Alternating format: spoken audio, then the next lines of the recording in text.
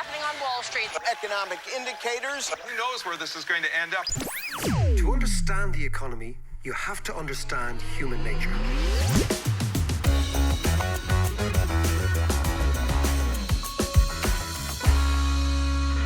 How you doing there? It is the podcast. It's David. You know the drill. We're explaining economics, trying to make it a wee bit more popular, a little bit more comprehensible, and hopefully a little bit more relevant to all of your lives. I hope you've had a good week.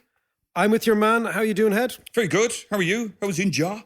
India was fantastic. Absolutely amazing country. I gave a couple of talks at the Jaipur Literary Festival, which I've done before. Which is like the Jaipur equivalent of Dalkey. It's the Indian equivalent of Dalkey Book Festival. Yeah. No, but it was really, really interesting. I've always found going there just really eye-opening for lots and lots of reasons. But then I travelled to Benares, which is the oldest city that has been continuously lived in. Whereabouts? They call it Varanasi. Varanasi, right. So Benares is the old Indian name, and the old one they called it for years. Now Varanasi is the one that's a bit like Mumbai and Bombay and Calcutta and Kolkata and all that. And it was extraordinary. It was like, do you ever remember the scene from Pulp Fiction? When the quote was, "We're going to get all medieval on your ass." Do you remember that one? Yeah. Right? Yeah. It was medieval. It's on the Ganges. The Ganges is extraordinary when you see it. Yeah. Okay. Huge. Right down there, they're burning corpses. They're burning. The funeral pyres are going. It's extraordinary. There's cows, dead cows floating in the water. You sent a text of that, actually. It's really, really mad. And it's really spiritual. I know I'm not a spiritual bloke, right? Or person, but I went down and I found something really quite visceral about it, about seeing life and death and progression and listening to the Hindus and what they believe. I was really, really, really taken by it and moved by the place. So this is a place that if you're a Hindu, if you die in Benares, you go straight to nirvana. So you avoid... Don't pass go. You don't pass go. It's like Monopoly. You also avoid the reincarnations. You don't come back as an ant, right? Or a bee or whatever you come back as, right? So you go straight through. So lots and lots and lots of Hindus will try and be cremated, which is the second best thing than dying in Benares, be cremated. So there's 24/7, there are bodies coming in. The bodies are blessed. They're washed in the water in the Ganges. And then they're put on this massive funeral pyre. And this is right on the water. And then, of course, the ashes are sprinkled in the water.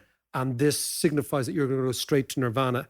And it sounds strange for something like that to affect you, but it does, because they've been doing that for 2,500 years in exactly the same place. It's called a ghat. Which is the steps that go down into the river. And of course, you've got the holy man, and you've got people bathing the Ganges, which is kind of weird when you've got dead cows going up the street. Yeah. Is it smelly? I mean, I was in India years ago, and there were certain towns, certain cities, like in Madras, beautiful city, but really stank. Was Varanasi the same? No, interestingly, that's one thing that struck me. I thought it was going to be rancid. Yeah. And it's not. And maybe it's because of the Ganges, and it's also there's lots and lots of scents and everything, but it's a spiritual place and it's a religious place. And I was quite affected by it. I sound like you've gone all a bit spiritual. No, man, don't worry about that. Don't worry about that. No, but seriously, it was very interesting. But India is extraordinary. And then I went to Delhi, and last Friday night, it was an old Delhi man. Yeah. That would do your head in. Yeah. It's too intense. Yeah. It's far too intense. But it's funny, it was Friday and it was Brexit Day. Yeah. And I left Old Delhi on the back of it, in a tuk-tuk, right? And went up to Connaught Place, or Connaught Place, as they say. And this was the centre in New Delhi of British rule. And I was thinking about Brexit through the context of, powerful countries have always measured their power by their ability to project their power beyond their own borders. So that's what power is. If you can project your power beyond your own borders. And I was sitting in New Delhi and I was looking around, all built by Indians, but under the British instruction. There was a time 100 years ago where they owned India and they projected their power all around the world. And you come back and you watch the Brexit stuff, where their power is so diminished, Yeah. where their standing is so diminished, and when their delusions of what they are so diminished. And I thought it was quite interesting sitting there in New Delhi, which was really emblematic of British power, and then watching the Brexit stuff. And did they have a take on Brexit, or they couldn't give a damn? Indians can't stand the Brits. Yeah. They deeply, deeply. So it was Republic Day when I was there. So Republic Day is the 26th of January. And that's the day the Indians declared their republic, their freedom from the UK, which was 1948 was the independence. And then 1950 was the republic after they got their constitution together. Interestingly, the only foreign leader invited by Nehru to celebrate the Indian Republic Day was who? De Valera? Exactly. Really? Eamon de Valera in Birmingham. That's what they celebrate because the Brits wouldn't let them celebrate in London. So the Indians didn't invite any delegations, Mountbatten, anyone from the Brits, any from the old Indian High Commission, etc. The only person they invited was De Valera, and he went. And the reason he went, because Nehru invited him, but the reason Nehru invited him, because Nehru in 1907 was here in Ireland. His brother was studying, and Nehru came and he wrote about the Sinn Féin movement back to his dad. He said, this is a very interesting movement. Really? And of course, De Valera and Nehru were contemporaries. Nehru was younger. Yeah. They were contemporaries. And when Nehru got into power in India, he invited De Valera. Interesting stuff. Very good. So he had a bit of a Shinners slant too. Well, listen, we're going to be talking about the Shinners now, but I mean, it was a hell of a week though. Since you were away, you know, there was lots kind of stuff. Of course, you know, the coronavirus stuff and Brexit Day. But I love the quote of the president of the EU, Ursula, whatever her name is, van der Leyen, saying when they're all standing up, waving the Union Jacks, take your flags down and go home. Did she say that? It's quite a slap down. It was brilliant. Well, you know, the funniest thing about Brexit, we're not going to talk about this week, but just think about what's going to happen now. Two sets of trade negotiators are going to get in a room in the course of the next few months. And for the first time ever, they are going to negotiate not what tariffs they reduce, but what tariffs they increase. That has never happened before. Willingly. Wow. Think about the craziness of this. They're going to get in a room and they're going to negotiate increasing, not decreasing tariffs. Wow. Crazy stuff. Yeah. Well, listen, come here. Let's get on with this because this week we're going to be talking about the election and we have an expert. Oh, yeah. Well, to put us straight on what's happening, give us a real insight into where this election is going to fall. Because it's a bit crazy at the moment. The Shinners are coming up and Fianna Fáil. I have to say myself, I am totally lost. Well, I don't know where to. Do you remember last week or 2 weeks ago, our central case? Remember the two drunks leaving the pub? Yeah, exactly. Okay, Fine Gael and Fianna Fáil propping each other up as they try to get over the line. I still think that could be this central case. But the great thing is, John, is that you and I are not experts on this. And certainly not. Certainly not. And so we have acknowledged our vapidity on this issue and brought in a real expert, Kevin Cunningham, who is a top-of-the-range statistician, top of his class in Oxford, okay? But also a real expert on polling data, because what's interesting in Ireland now, as we go into the last few days, has been the surge in Sinn Féin, but also the collapse in Fine Gael. Yeah. And the fact that Fianna Fáil have remained more or less where they are. But the surge in Sinn Féin, and the idea is, what does it mean? Can the polls be trusted? Because they haven't been accurate elsewhere. Yeah. And if Sinn Féin maintain this momentum going into the final week, what does it mean for the shape of politics in this country in the next 4 or 5 years? We're delighted to announce that on March 15, we're going to be coming back with a second live show. This one's going to be better. It's going to be more interactive. We've got a few ideas in the can. So grab the best seats in the house. We really look forward to seeing you there. March 15, it's going to be a great show. We're very excited about it. We're joined by Dr. Kevin Cunningham, my man. Doctor says, no, but seriously, Kevin, listen, you're very, very welcome to the podcast. It's a great addition. It's great to have you here. Tell us, before you started doing polling, running your own company, Yeah. what were you doing? How did you get into polling? a major recession in 2009. Lots of my buddies, we went over, we studied in Oxford, and everyone who came in, they might have been coming from a major investment bank. There was no jobs around. Obviously, I wasn't really into politics until that recession.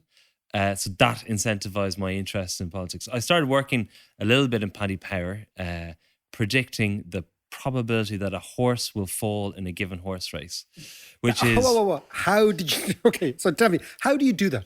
Explain how that do you to me. do that? Well, it's... Seriously? How do you do it? Well, it's hard sums. I mean, really, that's essentially... That's the guts of it, really. I guess the regression analysis was kind of the way that you do it. The idea was people wanted to bet without losing their money if their horse happened to fall, which was considered to be a relatively random event. So I don't know. I don't want to give the backbones to the thing, but I guess younger horses are more likely to fall than older horses who've been over the fences a few more times, and the trainers are more used to that sort of thing, I guess. So then Paddy Power would then give the odds which favoured Paddy Power. Yeah, they adjust the odds. What do they call it? They called it Faller's Insurance. I'm not sure if they still have it, but it's called Faller's Insurance. You get Faller's Insurance on any bet. It's a slightly different price based on, saying, look, I know my horse is the best horse, but I think it could fall, basically.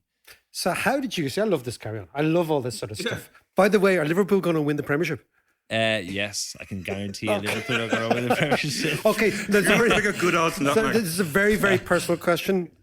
My team, Leeds United, are faltering. They're falling. I support Leeds as well, yeah. Okay, so now you know. I know, yeah. Okay, yeah, so yeah, let's, no. John, hold on a second. Piss off, John. Now, Kevin, what's our odds? So, sometimes, right, when you look at odds... Because we lost yesterday again. Yeah, I know. I was going to try and make a general point about odds to the non-Leeds fans listening to this. There's actually 3 Leeds fans out there. Yeah. But the general point is what people typically do is they use past behavior to predict future behavior. That's generally it. Sometimes you try and approach these things from a principles base. So certain things have happened and you use those principles and apply those principles onto the future rather than saying, okay, this is exactly what happened in the past and the future is going to be just like that. So given that Leeds are always top of the championship around Christmas. Yes. And given that Leeds fall away. In the last 2 or 3 years, yeah. We suspect the behaviour might repeat itself? That would be the assumption. But those 2 cases, there's only 3 samples. There's only a sample of 3 for that particular event, right? Where Leeds have actually fallen away. As a fan, 3 is enough. Yeah, 3 is enough. And look... Gives you enough hope. Not to bring this into elections, but often what you find is when people look at elections, they go, well, it hasn't happened in 15 years. And it's like, well, 15 years is 4 elections. So it's complete nonsense, to look at these things in this very narrow paradigm, I guess. So let's get on to your present position. You went from Paddy Power via a PhD to the Labour Party in the UK to Leeds United. There's a trend here of backing the wrong horse, clearly. Oh, yeah. Oh, you've no idea how many elections I've lost. Literally. So there was with the British Labour Party, that was an agonising thing, right? But also, straight out of the back of that, I went and did a bit of work for the Australian Labour Party. I worked for the SDLP, and then I worked for the Irish Labour Party as well. So a lot of Labour, but a lot of losses, and a lot of watching the same thing happen again and again in election campaigns. Which was what?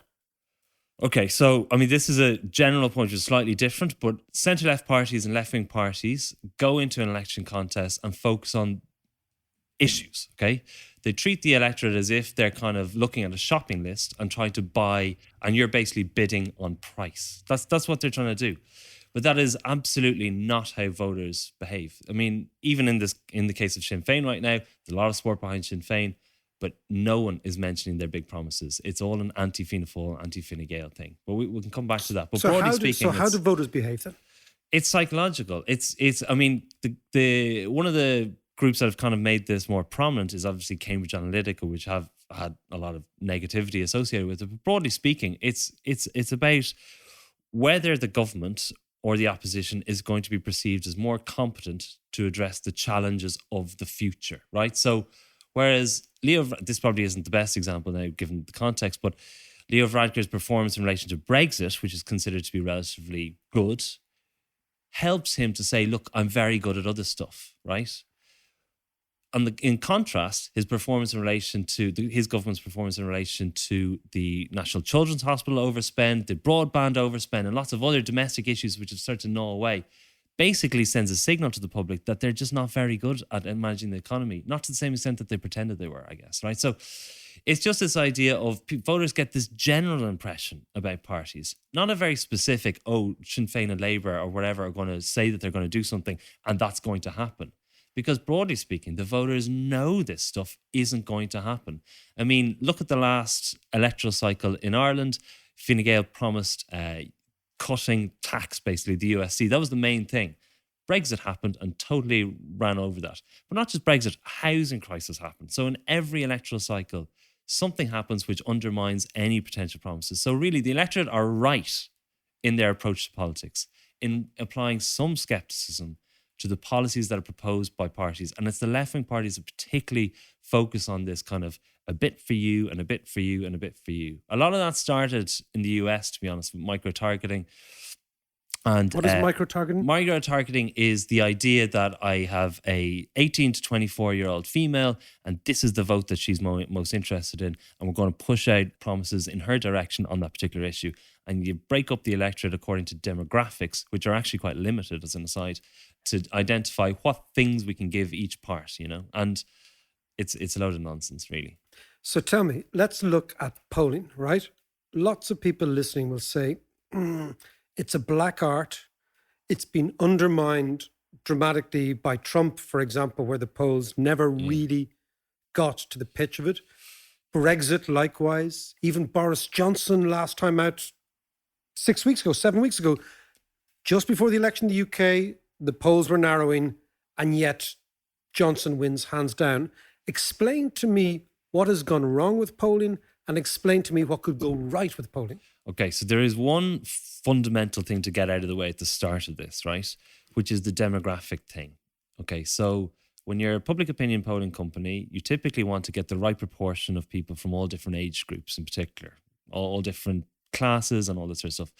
But there's one particular demographic which are basically under 30, that when you try and get them to respond to your polls, the only people that do respond to those are the really engaged types. So if I try and ring up an 18 to 30-year-old and try and ask them to chat about a whole range of issues about politics, because of the lack of life experience, they're not really as engaged, so they won't really respond. The types of people that do respond are typically centre-left or left-wing. So when you look at young people online, on Twitter or whatever, they tend to be very left-wing, right?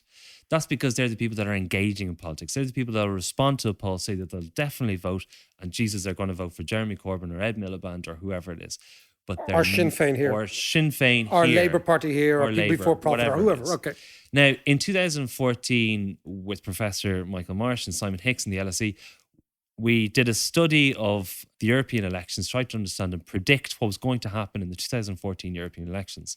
We found this consistent overestimate of the centre-left parties, the Socialist and Democrat groupings, of around 4%. Now, if polls were randomly wrong and we're just getting things a little bit wrong, that average error would actually fall to around zero, or at least close to it, right? But the fact that the error is kind of averaging out as quite significantly different suggests, though, that there was this significant and consistent issue with young people voting. So that's this main problem that polling has had recently. So explain. So that would therefore, in the American context, would pick up more people likely to vote for Hillary than Trump. Yeah, absolutely. More people likely to vote for Labour than Conservative. Yeah. More people likely to vote Remain in the UK than Brexit. Yeah. And in the Irish context, more people are likely to vote Sinn Féin than Fine Gael. Is that what we're saying? Fianna Fáil in particular. So if you look at even the referendums, which were massive wins for the kind of more liberal perspective, look at them closer. And if you look at the polls overestimate the yes vote every time. Even though they're massive. Overestimated. Because the yes vote was like to liberalise abortion and same-sex marriage. Yeah. They always overestimate it. You don't notice in the big ones. You notice it in the really small ones, though, right? When it's 50-50, basically, on Leave and Remain in the UK. But it happens everywhere. There's quite a consistent theme here. Sorry, Kevin. So you're saying that we overestimate the left-leaning vote and underestimate the right-leaning? Yes. So the older Conservative bit is really interesting. Okay, so I've looked at exit polls in Ireland and polls in Ireland in general, and I noticed a difference between the polls and the results in terms of one particular part of the demographic, which is whether they attend church on a weekly basis or not at all.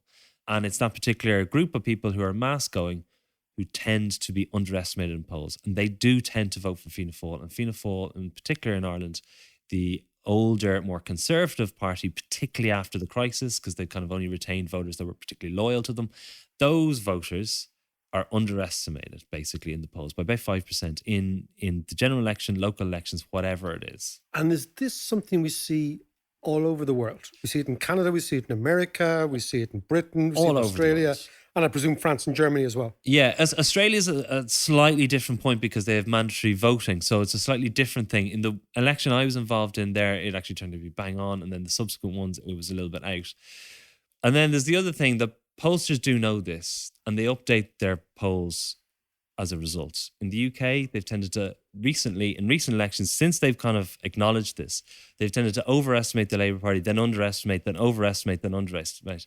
In the recent election, they got it bang on, but a lot of this is kind of minor adjustments around different things that they're doing. There is other aspects of this. I mean, first of all, in relation to Ireland, the Sinn Féin surge is actually much bigger than that particular demographic group. But overall, when we look at polling and the quality of public opinion polling, our concerns aren't actually as dramatic as they should be. Will Jennings, an academic in Southampton, did a publication which appeared in Nature, which is basically the most preeminent academic journal you can do. They looked at all polls going back historically out of the back of this kind of concern about public opinion polls. And they found that on average, public opinion polls haven't got less accurate, okay? What they did find is that the average error is 2%. The average error of a public opinion poll is 2%. Now, people might think, well, what you hear when you hear a poll is the pollsters come out and say, well, we've a margin of error of plus or minus 3%. The average error of 2% means that basically 50% of the time they're within 2 and 50% of the time they're outside 2. So probably the same margin of error might be 4 or 5% effectively. So when you account for not just the randomness, the actual other parts of polling, the lack of response of our mass goers and the more enthusiasm of other types of people in different electoral contexts, it's a bigger margin of error. And that 5% or 4% is very important and gets a lot of attention, particularly in very marginal elections. Normally speaking, if I was to tell you, 60% or 61% or 70% are in favour of something, you kind of say, right, most people are in favour and you wouldn't really care.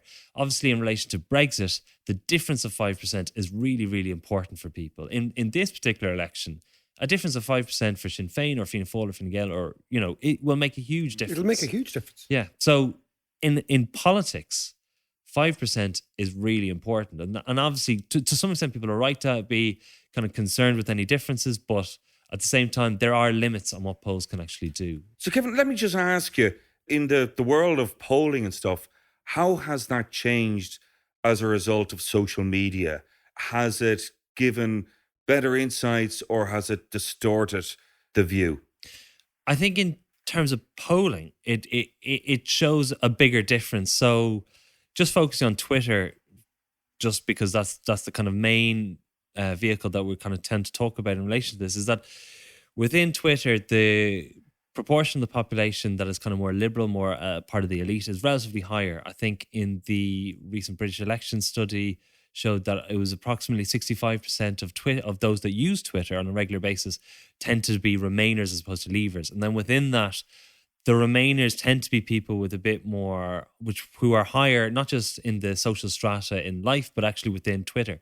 They tend to be the more influential influencers, I guess, on there. Yeah. So they tend to distort what is read by journalists who tend to rightly use Twitter as a vehicle for understanding what's going on a daily basis. And I think that does distort it. It creates a bigger difference between what's going on in the real world and what's going on Twitter. So you've got this cognitive dissonance, for example, where journalists in Ireland are probably wondering how are Sinn Féin suddenly surging out of nowhere? because the conversations on Twitter don't reflect conversations in the general public, which is very anti-Fianna Fáil, Fine Gael as a combo. And that's just not what's going on Twitter. Can I ask you, Kevin, let's focus now on what's going on in Ireland. Yeah. Sinn Féin are having a proper surge. Yes. Fine Gael are having a proper collapse, it looks like. Yeah. What do you think's going on? Okay, so it's not always, someone asked me a similar question thinking, God, Sinn Féin can't be going up and Fine Gael going down. That seems bizarre. But actually, a lot of what's going on is clearly people going between different parties. There's a certain amount of people going from Fine Gael to Fianna Fáil, certain people going from Fianna Fáil to Sinn Féin, certainly some people going from undecided in. And so there's a theory also that some people who are unsure between Fianna Fáil and Fine Gael are falling between those two cracks and ending up as undecided. They may come back and decide to vote for one of them. And a lot of undecided people are coming in and voting for Sinn Féin at the same time. But looking at the demographics in terms of the Sinn Féin vote, their increase in support, so historically speaking, Sinn Féin would be a party with a lot of support among young people and working class voters in particular. A lot of support in Dublin and in the northern region and northwest of Ireland. What's happened recently, according to the recent Red C polls, when you compare that with their poll back in September, is that they've leveled that up everywhere. Not among the 55 plus, but broadly speaking, the rest of Leinster, which is sometimes referred to as the Rust Belt of Ireland, has increased significantly. That's increased 15 points for them. Munster has increased dramatically for Sinn Féin as well. The 35 to 55, which was the key voter in the so-called youth surge of the UK Labour Party's 2017 election, that has also lifted. And a lot of people are identifying housing as the particular issue. And within those age groups, it's the people that are renting that are massively going towards Sinn Féin. And some of those people have actually voted for Leo Varadkar and Fine Gael in the past. Well, not Leo Varadkar, but have voted for Fine Gael in the past because they were new and fresh at one point and they were good in the economy. But now they're moving to Sinn Féin. And when you ask them why, it's nothing to do with policies. They will list one of two things primarily. One is change, new, different. And the second thing is anti-Fianna Fáil, anti-Fine Gael. They've basically grouped the two parties together and said, we want to change. We want a new way of looking at things. These were the two struggling drunkards that you were talking about the other day. Yes, indeed. Which is most of the time you and me, but this time it doesn't happen to be. But I'm fascinated with this. So, Kevin, what you're saying is if you drill deep into the polls, the Sinn Féin surge is not a youth surge as we would define youth in the past, 18 to 25 or 18 to 30. It's actually 25 to 55. So it's a young-ish vote and it's not as class-based anymore. Yeah, so their increase in vote, look, their increase in vote has been significant in 18 to 24. But to be honest, the 18 to 24 group isn't really that relevant in terms of the overall numbers. Because is that because they don't come out or there's a small amount? Both. Small amount, they don't turn out. They're a useful group to separate from the rest, primarily because they actually are in college and they don't really engage in politics. So, and the 25 to 34 group actually has quite interesting differences from 18 to 24. And that's why we separate them. Not because they're equal sized groups, but because they're separated in these tables, they do get a lot more attention than they otherwise would. They're quite fickle voters. They're split between Sinn Féin and the Greens and any other new party emerging. But it's that 35 to 55 vote block in these polls that have lifted for them by 13, 14 And if points. you win this, you win it. If you win the 35 to 55, they vote. you win. They do vote. That's a key difference. I mean, I don't want to get too carried away with Sinn Féin on the one hand because, Sinn Féin are, in the lead, but in the lead on 24%. If we went back in time and looked at Irish elections, no party would win on 24%. In fact, that would normally be a bad position for the second place party, as it were, Fine Gael. Normally, they wouldn't be happy with 24. Now, 24 is seemingly quite good, I guess, because the main party system has kind of fallen apart. Now, explain to me again from the data, the Fine Gael slump. What's going on there? Okay, so the Fine Gael slump, I have to say, in relation to a lot of that, some people are going from Fine Gael to Fianna Fáil and some people are going from Fine Gael to Sinn Féin. What seems to underpin this, if you look at people, so we asked people not just why are they voting for the party they vote for, but why did they vote for the party that they used to vote for? Separate the people that voted for Fine Gael and are now voting for a different party and see what their answers were. So how do they look back on having voted for Fine Gael in the previous election? And they sort of said back then, they were doing well at the time, and the economy was going well. So there is a complacency, I guess, around the economy that people might feel that they're freer to vote for a party of change in a time of increasing government. So this is a fascinating spending. point, that when the economy is doing well, the traditional analysis is always then we will vote for the people who are in power during that period.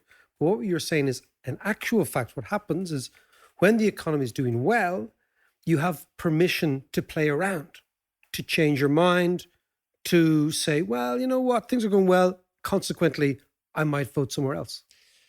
The reason why people vote for the incumbent party when the economy is going well is because they perceive the incumbent to be competent. And that is one aspect in which Fine Gael have struggled with because of this prevailing emergence of incompetence around the economy, around public spending. About these specific projects which have About gone the off. specific projects, yeah. And that has really damaged them significantly. There is another aspect to this as well, let's not forget, that I've done polling throughout this entire period and asked people, what do they consider to be the most important issues? It's not that they're voting on those issues, but it's the backdrop with which they're paying attention and scrutinising the quality of their government. The issues which have dominated have been health and housing and Brexit. Brexit was approximately 20% for this entire cycle since the Brexit issue has happened. Every time there was a crunch point around Brexit, Fine Gael lifted. So when Leo Varadkar so-called stuck it to the Brits, I guess, around the time of the negotiation of the backstop and Theresa May, his party lifted immediately. And it did so twice, if not three times in that particular period. So Brexit has always been an issue around 20-25% of importance for people. Now that's flopped. It's completely down. It's now at 5%. That's the big difference between what's happened since the deal has gone through and now. So are you saying, and this is fascinating, that the perception of the importance of Brexit may actually be the reason that Fine Gael's fortunes have collapsed and Sinn Féin, who are actually focused on totally different issues, have increased?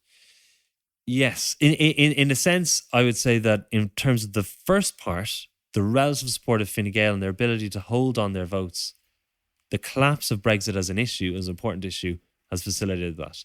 In relation to Sinn Féin, I think it's this different story. It's this catalyst for change and this anti-Fianna Fáil Fine Gael among, I guess, people under the age of 50. So basically, Sinn Féin are, if you want change, vote for Sinn Féin. Yeah. That's irrespective of what that really is. It's more of a feeling than an actual... It's more of a feeling. And do you know what? There's an interesting thing in electoral cycles. I think we were talking about this at the start, but essentially the idea that promises, often at the start of an electoral cycle, the government is usually performing relatively poorly because the focus is always on the negative things that the government have failed to achieve over the course of the parliament. The governments tend to get better over the course of the campaign as the media starts to balance between here are your options, right? They start to scrutinize the opposition, who start to often, frequently, create a series of different promises which only serve to say to the public, we've got lots of money. And when the public know that there's lots of money, well, then they go to the party that's actually created the money. It starts to reinforce the idea that the economy is going well. If I am an opposition party and say, look, we need to spend loads and loads of money on all these sorts of things, what typically happens is that people go back to the governing party. Now, we don't really know what's happening during this election campaign because our polling period is a week long. So usually it takes a week for polls to happen, and we're in a 3-week election campaign. In the UK, it's a 5 or 6 week, and the polls are conducted over the course of one day because they're done online.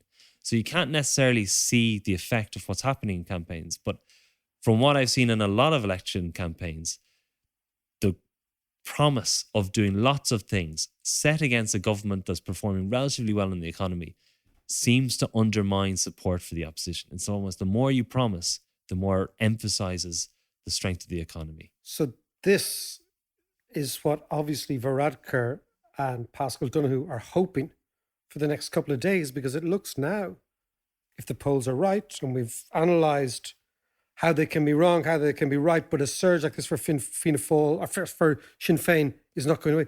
They must hope that tomorrow and Wednesday and Thursday and Friday, people say, we go back to what we know. Yeah, Fine Gael are making the entire campaign. They're trying to make it. They tried to make it about Brexit, and they're sort of doing little bits and pieces. I know Leo Varadkar was on Andrew Marr on Sunday, and he's trying to really emphasize that issue. So he's trying to bring up the salience of that issue. They're also trying to focus on the economy. If we don't have an economy, we won't be able to spend this money, which just does generally work. To be honest, I often think in Irish politics, the most interesting party is Fianna Fáil because it doesn't exist in other countries. It's a complete outlier. And they are electoral geniuses, right? So they generally, I know it's a strong thing to say, but I often used to speak to people in the British Labour Party saying, look at what these guys are like. They are stunningly good at elections and election campaigns. So Fianna Fáil have been in this really difficult position. They crashed or at least were involved in crashing the economy. They are now not in opposition, but not in government.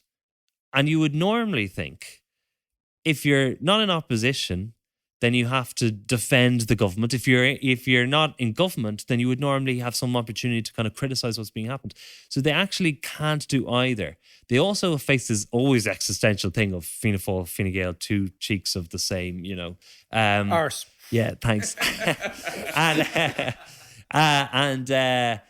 So this is this problem that they have. They have this other problem. So they have this other issue in relation to Sinn Féin. So they have clearly noticed what happened in the 2015 UK general election when Ed Miliband found it really difficult to win in the context of the prospect of a coalition between Labour and the SNP. The SNP in Britain is very, very unpopular. And what happens in elections is the parties only get a certain amount of space to talk about their promises, and a lot of the rest of the space is talking about the horse race, like what you and I are talking about right now.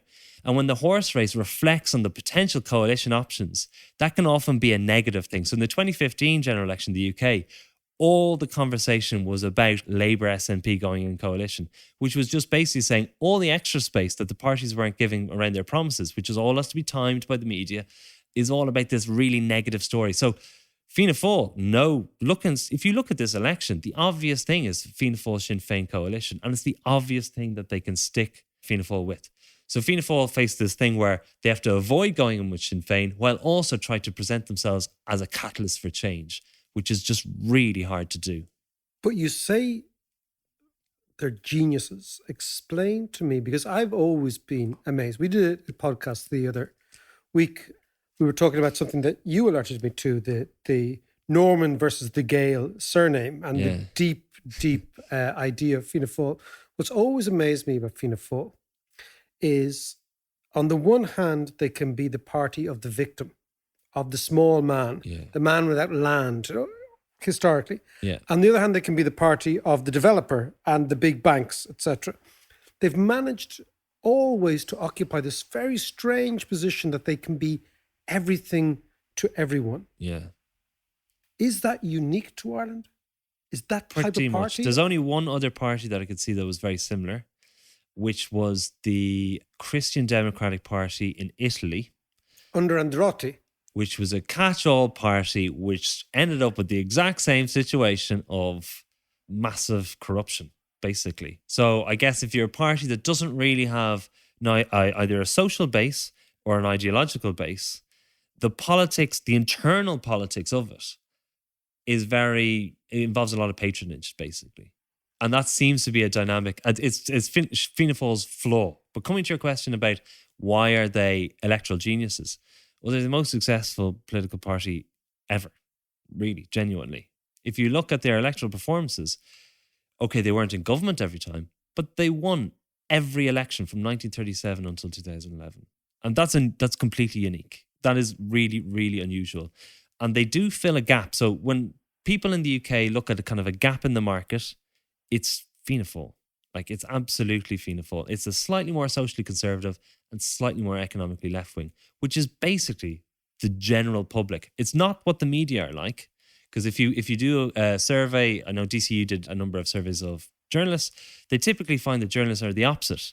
And the bubble in which the journalists are surrounded by tends to be the reverse of where Fianna Fáil's base is and the general public is. And it's this kind of missing gap in the electoral landscape. The other reason why Fianna Fáil, I mean, I've watched Fianna Fáil for so long, and I often see what they do, and I often think, Jesus, they've nailed like the research. As I'm doing this research, I'm like, they're doing the exact thing that if I was a political party, that's exactly what I'd be doing right now. So one of the things that they've managed to do much better than any other party is capture the local. So Irish elections are not just about the party, but also about the local candidates.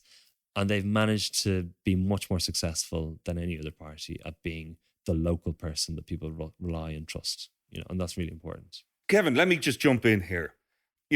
After all of that, can you make a prediction? I know I'm putting you on the spot, but can you make a prediction? Okay, I don't want to make a prediction, but I do want to say something, right? So normally, lots of commentators pull out. I know there's a number of commentators have pulled out a series of different numbers of what they think is going to happen. They went constituency by constituency and said, well, that person's going to win there and that person's going to win. They identify the people that they think is going to win in any given constituency.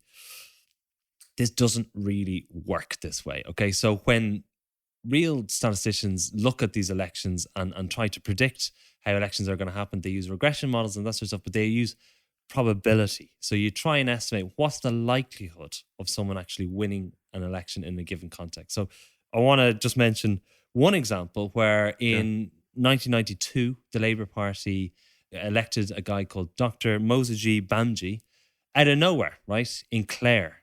Okay, he's a Muslim from South Africa. In the election before that, Labour didn't even stand a candidate in the constituency. And the one before that, they only got 600 votes. Right. So looking at the recent elections is a very weak way of looking at this. To understand what's going to happen with Sinn Féin and Fianna Fáil, you have to look in the general sense of what's happening without going into the individual constituencies. So if we were to take the most recent polls, all the polls that have happened in this electoral cycle since the campaign has started, you'd have Fianna Fáil on 26%, Fine Gael on 21%, Sinn Féin on 21%, I'll save you the decimal places, the Green Party on 8%, Labour on 5%. That would give a parliament of 48 for Fianna Fáil, 37 for Fine Gael, 36 for Sinn Féin, 11 for the Greens, 6 for Labour. Wow. So that would be broadly where that would land. Now, there's lots of other issues with this. There's transfers, there's a trend, there's all sorts of different things going on. Some parties are more likely to get votes and do better than this would than this would suggest. Historically speaking, the Green Party are very good at getting transfers and typically overperform relative to the proportion of votes they get. So that's basically where it would end up. So I don't want to say that's a prediction, but so you're saying, well, let's let the Dave McWilliams podcast is going out here with a prediction. So you're saying 48 for Fianna Fáil, 37 for Fine Gael, 36 for Sinn Féin. Yeah, that's now, basically. Just imagine that's what we end up with next week. Yeah, so you need a parliament of 80. So you need a government. 80 is the magic number, right? So we have a lot of independents.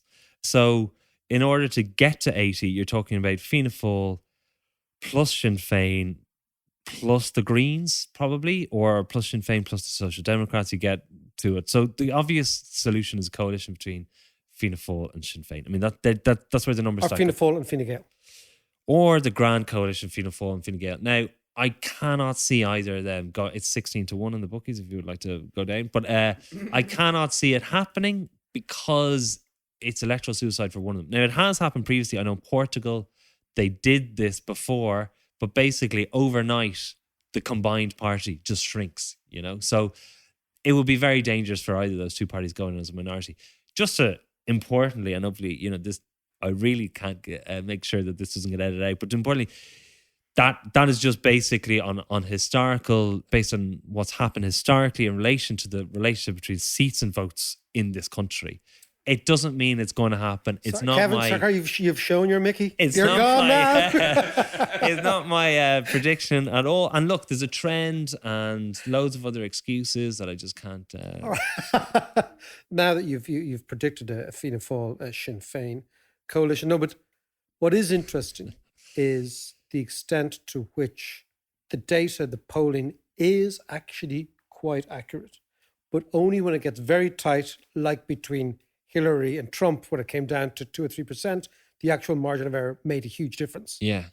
Whereas here, Well, 5 points would make a huge difference. If, say, Fianna Fáil were 5 points higher, they'd be on 31%. That's another 10, 15 seats. You know? so they don't have to do business with people they don't want to after that. Well, they'd still have to go in with Sinn Féin, I guess. Yeah. I mean, if they the other alternative, just to suggest, which I think is probably the most reasonable alternative, because I know when following the debates quite closely, Micheál Martin was asked, "Would you go into government with Sinn Féin?" He said no, and then the camera went away, and you could see him smiling, because there's an alternative possibility where he goes into government and Sinn Féin maintains the confidence and supply arrangement that he has provided for Fine Gael. Okay, so it's like a shadow Sinn Féin government. So they could do that, yeah. Yeah, shadowy in the background. They love it. Well, John, it's really nice to have somebody in the room who actually knows what they're talking about. isn't it? Absolutely. It's a novel I was experience just about for to us. say that.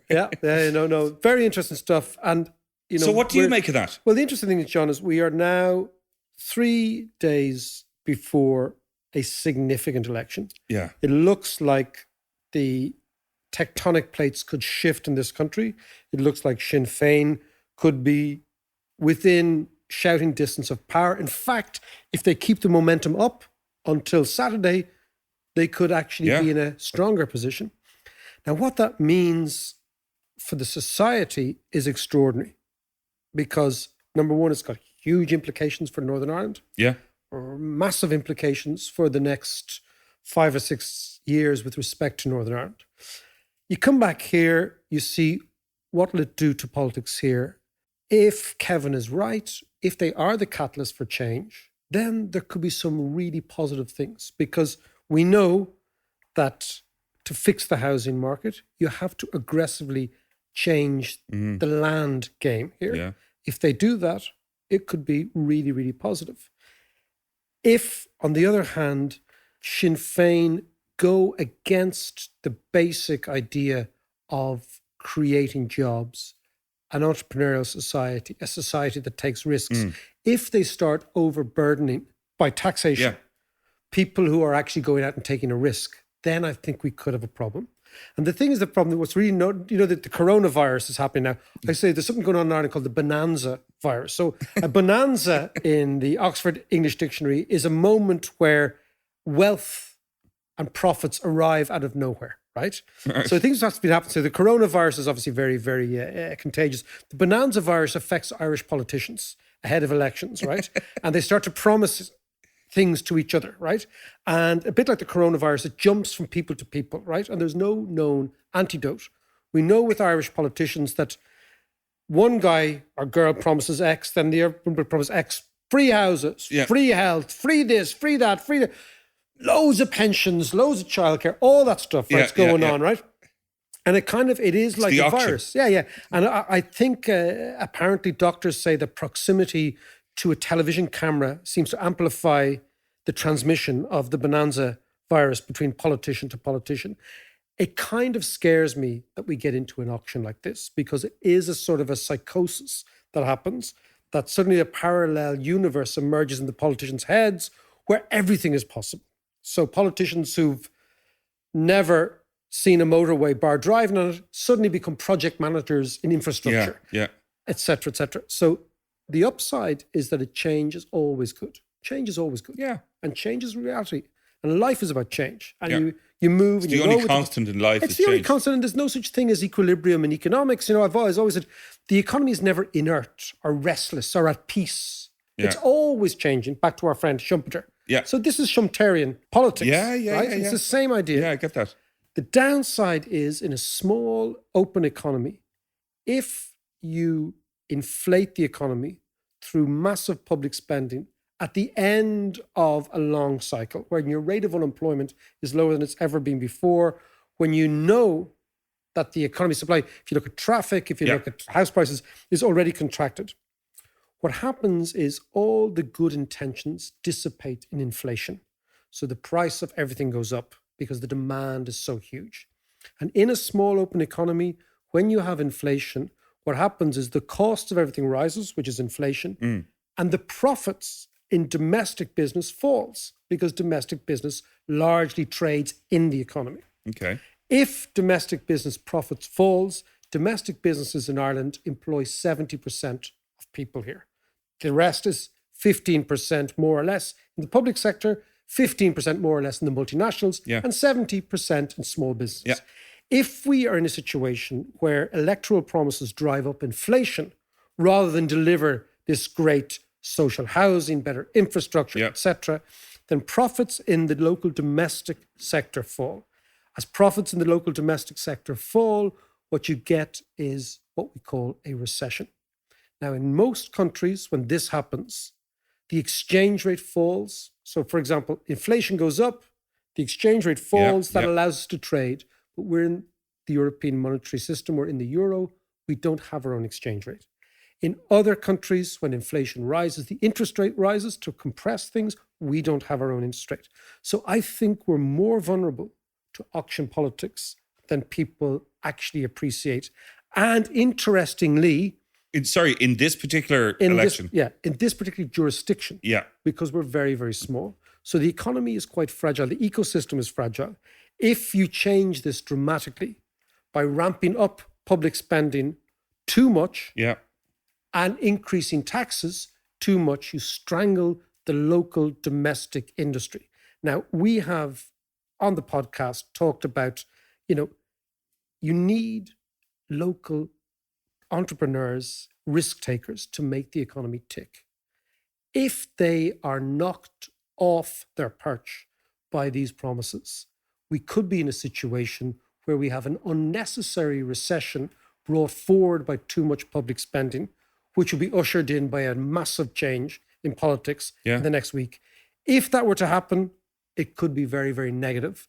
However, there's a very, very good chance that something like Sinn Féin and the surge in Sinn Féin might not necessarily lead to their own power, but shakes the other parties into change. I'd just like to say one last thing, which is the upside of Sinn Féin is the following. I think that Fine Gael and Fianna Fáil and the Labour Party, having been in power in this country over the last 70 years, are far too close to the civil service. They've far too much respect for the civil service, to the top of the civil service. And I've always felt the mandarins run this country, right? Yeah. What Sinn Féin could do, if they're in a minority with Fianna Fáil, is they could shake up the way this country is governed, because they don't respect and have this fawning attitude towards the heads of the civil service. If that happened, it would be a good thing. I want to just mention that this episode is brought to you thanks to our Patreon supporters. And to help support the content, and perhaps more importantly, to unlock exclusive comment and scenes and footage and episodes, please consider becoming a patron at patreon.com/David McWilliams.